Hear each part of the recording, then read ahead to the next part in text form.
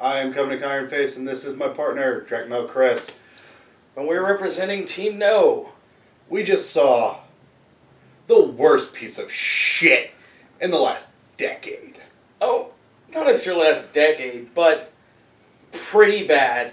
For those of you that are following along, our movie for this time is MadMax Fury Road. Yeah, a little bit less mad, a lot less Max, and a lot less Fury. It's a road! No, they didn't even have a road. They were right in the desert.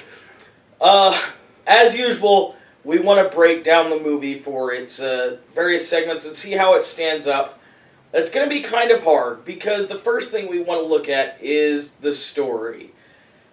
And as you can tell by his laughter, get it all out. As you can tell by his laughter, it's not even there. For anyone who's even watched the other three movies, this movie makes no sense. The only constant is a character named Max. He doesn't even feel like the real guy.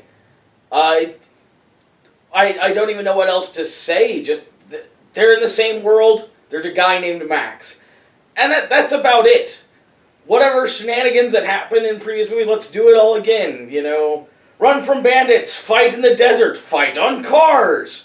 Woo! Yeah. But story-wise, there's nothing. There's no substance. It's just the same recycled crap. I'm the Road Warrior. Yeah, I don't remember the first three. I mean, they came out in 79, 81, and 85. So that's a 30-year difference, and this movie makes no fucking sense to somebody who hasn't seen any of them. As for the characters, this is not Mad Max. This is Mad Maxine.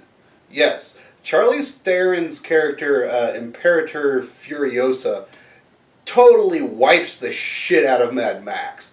She's the only enjoyable character in this movie. I have to disagree.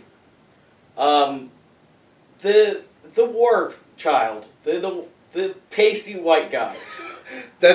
You can talk about him in a second. Charlize Theron takes over as the protagonist.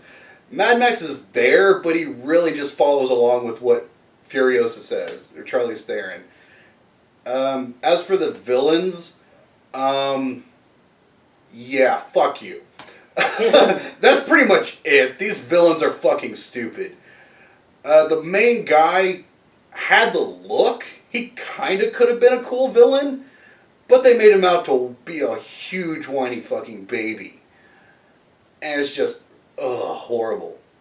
My favorite character actually is one of the minor characters, the guitar guy. That was hilarious. That is hilarious.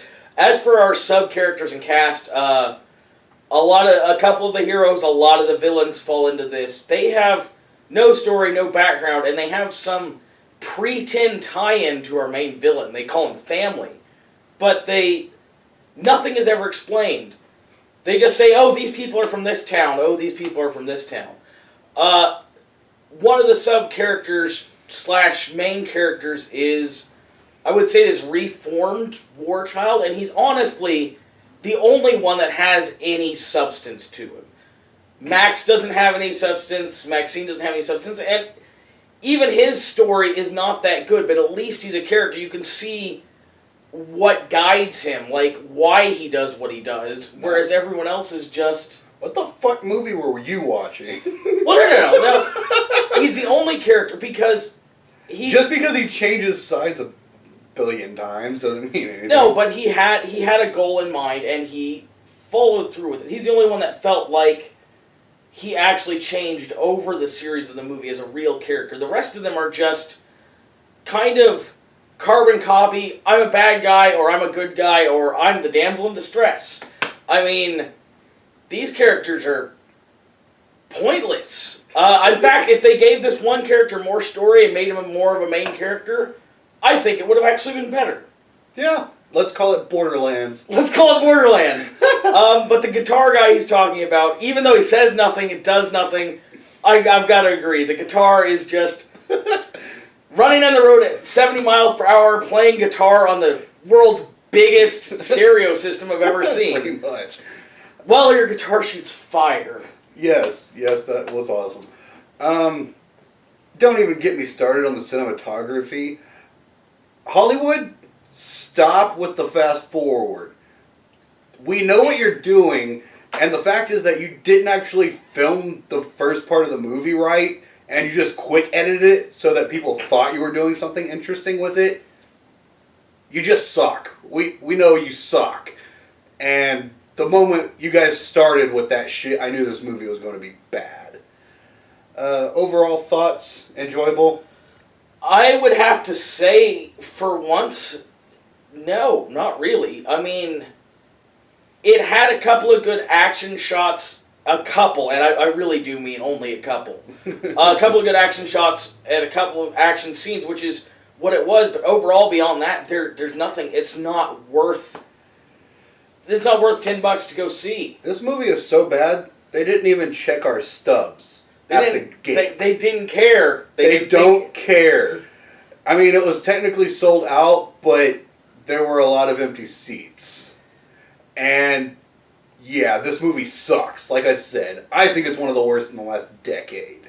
I would only advise, as a mindless action movie, if it comes to DVD and you want the set, then you'd get it. Otherwise, I don't think it's worth $10. I don't think it's worth wasting your time.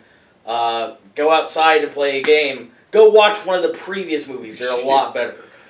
Yeah. In 2 weeks, our next planned movie is San Andreas with Dwayne "The Rock" Johnson. We're not actually going to be in town. We're going to be in Arkansas for that, so it'll be interesting. We hope to see you there. We should just check a film out there and go ahead and do a recording and upload it from there. All right. See you then. Bye.